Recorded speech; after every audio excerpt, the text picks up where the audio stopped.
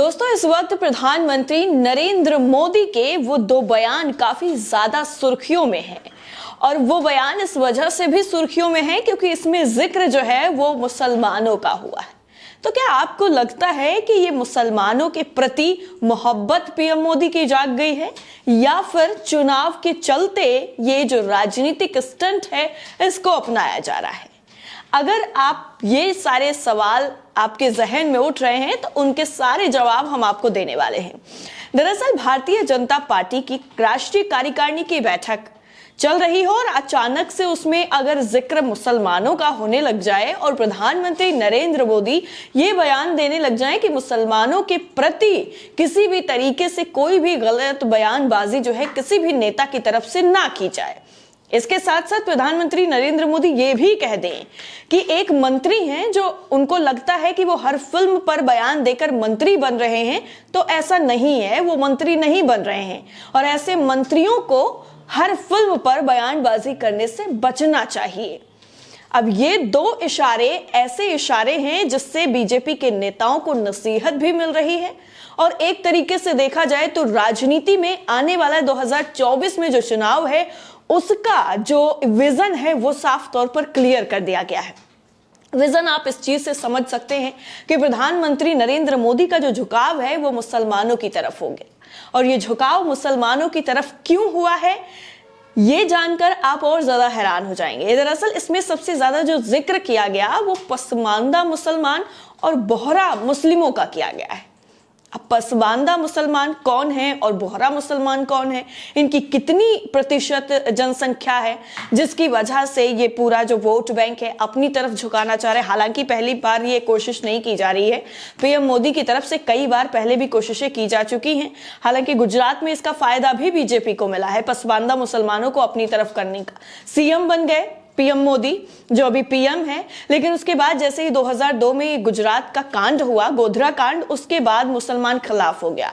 उन्होंने बीजेपी की खिलाफत करना शुरू कर दिया और उसके बाद अब पीएम मोदी ने दोबारा से पसमानदा मुसलमानों को और बोहरा मुसलमानों को अपने वोट बैंक के तौर पर देखना शुरू कर दिया है। उनको बीजेपी की तरफ लाने के लिए जो है कोशिशें अभी से शुरू कर दी हैं।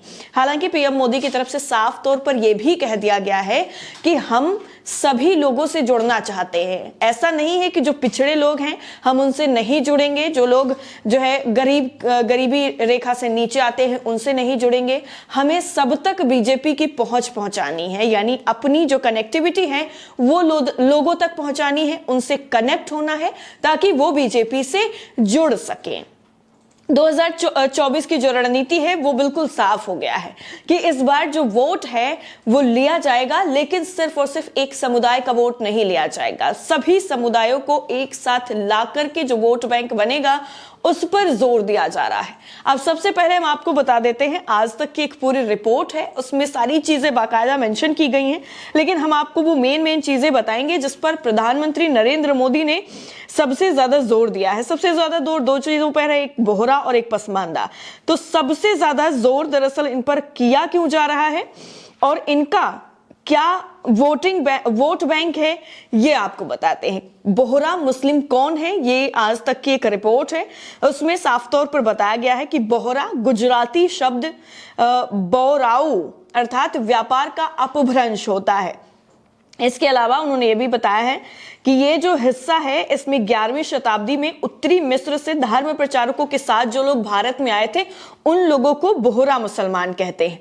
और बोहरा समुदाय की जो विरासत है वो फातिमी इमामों से जुड़ी हुई है, जिन्हें पैगंबर मोहम्मद हजरत साहब के साथ ही इनका वंशज भी माना जाता है। यानी जो बोहरा समुदाय के लोग हैं वो पैगंबर साहब के वंशज माने जाते हैं और इनकी जो संख्या है वो भारत में करीब 20 लाख से ज्यादा है जो बोहरा समुदाय के लोग हैं। इनमें मुख्य रूप से दो हिस्सों में ये बट गया है, एक शिया और एक सुन्नी। ये आप जानते होंगे, इन दो जो है चीजों में, दो हिस्सों में बट गया है जिनका अपना अलग अलग मानना है। कोई एक चीज को मानता है तो कोई दूसरी चीज को मानता है। तो समझिए आप 20 लाख जो है बोहरा समुदाय के लोग हैं और इनसे जो है अपना वोट मजबूत करना बीजेपी के लिए उतना ही आसान है जितना हिंदुओं को दलित और बाकी चीजों में डिवाइड करने के बाद, यानी जो डिवाइड वाला जो रूल है वो आपने पहले भी सुना होगा कि बीजेपी की तरफ से किया जाता है, चाहे वो हिंदू मुस्लिम की राजनीति हो या फिर हिंदू धर्म में ही पिछड़े वर्ग या फिर दलित वर्ग, इन सभी चीजों को अलग अलग कैटेगरी में डिवाइड करने की बात हो। तो यही जो फॉर्मूला है वो दरअसल बीजेपी की तरफ से मुस्लिमों पर भी लागू किया जा रहा है और मुस्लिमों को यह बताया जा रहा है कि आप जो है पिछड़े वर्ग में आते हैं, जो बोहरा समुदाय के लोग हैं वो दरअसल ऊंची कास्ट में आते हैं, और जो पिछड़ा वाले हैं वो पसमानदा में आते हैं, जिसमें कई जो नाम होते हैं उसमें जुड़े हैं, वो भी हम आपको बताएंगे कि किस तरीके से पसमानदा में जुड़े होते हैं। लेकिन इन दोनों की जो संख्या है वो काफी ज्यादा गौर करने वाली है। अगर पसमानदा मुसलमानों की बात करें तो इसमें देश में मुसलमानों की कुल आबादी का 85% जो है वो पसमानदा मुसलमान है। टोटल आबादी जो है उस आबादी का 85% पसमानदा मुसलमान है, यानी जो पिछड़े वर्ग में आता है। और इसमें कौन कौन से जो लोग शामिल होते हैं वो भी हम आपको बता देते हैं। जैसे इसमें ये कहा जाता है कि राइन होते हैं, अंसारी होते हैं, मंसूर, इसके साथ कुरैशी और दर्जी, मेवाती, बंजारा, गुर्जर, गद्दी, मलिक, गाढ़े, जाट, अलवी, ये सारी जो है जातियां आपने जरूर सुनी होगी, किसी ना किसी नाम के पीछे सरनेम लगा होता है। तो ये जो जातियां हैं ये पिछड़े में आती हैं, ओबीसी में आती हैं। तो इसलिए बीजेपी ने जो अपना फॉर्मूला इस बार अपनाया है 2024 के चुनावों को लेकर के, वो ये है कि 85% का आपको जो है 85% जो पसमानदा मुसलमान है, अगर वो बीजेपी की तरफ आ जाएगा तो मुस्लिमों का सिर्फ और सिर्फ 15% बचेगा। 85 बीजेपी की तरफ खिसक जाएगा तो 15% अगर नहीं भी आएगा उनकी तरफ तो उतना ज्यादा फर्क नहीं पड़ेगा, लेकिन 85% तो आ जाएगा। और 85% में जो है पसमानदा के जो सारी मैंने आपको कैटेगरीज बताई हैं वो आती हैं, और 15% में जो ऊंची जाति के लोग हैं जैसे खान हो गया, ये लोग आते हैं, जिसमें बोहरा समुदाय को ऐड किया गया है। और इसके अलावा आपको ये भी बता दें कि बीजेपी की तरफ से और प्रधानमंत्री नरेंद्र मोदी की तरफ से ये जो पूरा का पूरा एजेंडा, एक तरीके से कहा जाएगा राजनीतिक एजेंडा है, ये गुजरात के चुनाव में भी सेट किया गया था।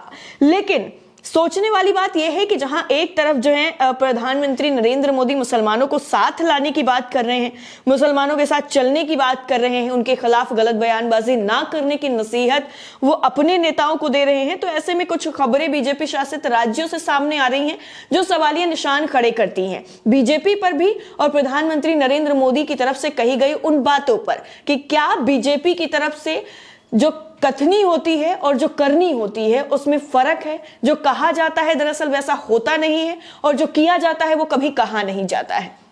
एक खबर जर्नल मिरर की आपकी स्क्रीन पर मैं रखना चाहूंगी, जिसमें मध्य प्रदेश की पूरी खबर है खंडवा की, जहां पर खंडवा में एक लड़की से किताबों के बारे में बात करने पर कंप्यूटर साइंस के मुस्लिम छात्र को कट्टरपंथियों ने बेरहमी से पीटा। पुलिस ने एफआईआर दर्ज कर ली। बाकायदा इस चीज को मेंशन किया गया। और अभी हाल ही में आपने एक खबर और भी देखी होगी, जिसमें ट्रेन में एक शख्स को उसकी दाढ़ी नोची जाती है, चोर कह करके लोग जो है उसको पीटते हैं, 2 लोग। हालांकि बाद में उसी पर आरोप ये लगा दिया जाता है कि उसने लड़की के साथ छेड़छाड़ की और उसको गिरफ्तार कर लिया जाता है। तो ये कुछ ऐसी घटनाएं हैं जो अमूमन सभी के सामने आ जाती हैं, और फिर एक तरफ पीएम मोदी का बयान याद आ जाता है कि पीएम मोदी ने तो भैया ऐसा कहा था। तो क्या बीजेपी की तरफ से जो लोग हैं वो अपने आप को पीएम मोदी से ज्यादा बड़ा समझते हैं, या फिर पीएम मोदी की कही बातों को कुछ नहीं समझते हैं? अब इस पूरी जो है 2024 की जो रणनीति बनाई जा रही है उसमें बीजेपी कितना कामयाब होती है, और क्या ये जो मुस्लिम वोट बैंक है वो वाकई बीजेपी की तरफ जाता है, ये बेहद अहम सवाल है। क्योंकि इस वक्त अपनी तरफ लाने के लिए मुस्लिमों को अलग अलग तरीके की जो योजनाएं हैं उनसे भी लुभाने की पूरी कोशिश बीजेपी की तरफ से जरूर की जा रही है। इस पूरी रिपोर्ट को लेकर आपकी राय क्या है, कमेंट करके हमें जरूर बताएं। बाकी सारी अपडेट के लिए आप नेशन 360 के साथ लगातार बने रहें। जय हिंद।